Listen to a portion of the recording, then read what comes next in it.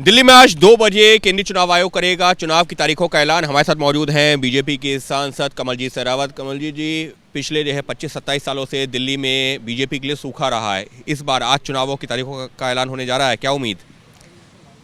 पिछले 20-25 साल से आपका बिल्कुल सही कहना है, बल्कि इस साल 2025 में 26 साल हो गए हैं। लेकिन इस बार मुझे लगता है दिल्ली की जनता जनार्दन भारतीय जनता पार्टी को अपना आशीर्वाद देगी और दिल्ली में भारतीय जनता पार्टी की सरकार बनेगी, क्योंकि विकास की राजनीति सभी देश की जनता के साथ दिल्ली वालों ने भी देखा कि भारतीय जनता पार्टी जो कहती है वो करती है। पिछले जो है, अगर हम लोकसभा चुनावों की बात करें, 2-3 लोकसभा चुनावों की और उसी के साथ जो विधानसभा चुनाव हुए, 7 सांसद बीजेपी के, लेकिन उसके बावजूद सरकार प्रचंड बहुमत से अरविंद केजरीवाल ने बनाई। क्यों, क्या वजह रही?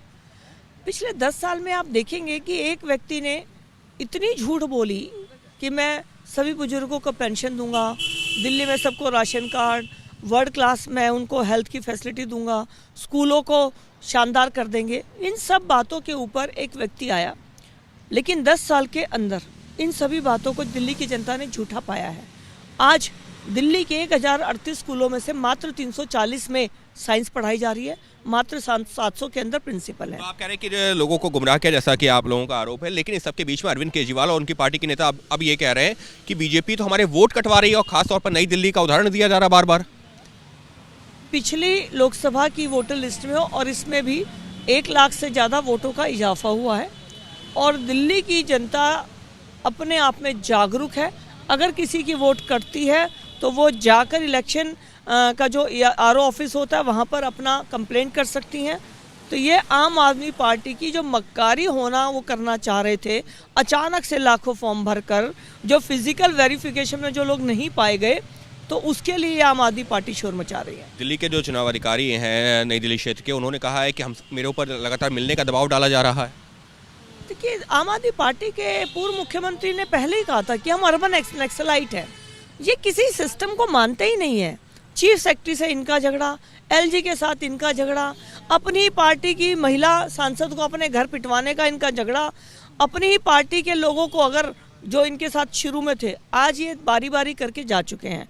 तो ये अर्बन नक्सलाइट पार्टी है, ये कुछ भी कर सकती है। लेकिन वो तो ये भी आरोप लगा रहे हैं कि आतिशी जो मुख्यमंत्री दिल्ली, उनको जो है बीजेपी जेल भिजवा सकती है, डरी हुई मनीष सिसोदिया के घर पे फिर से रेड हो सकती है।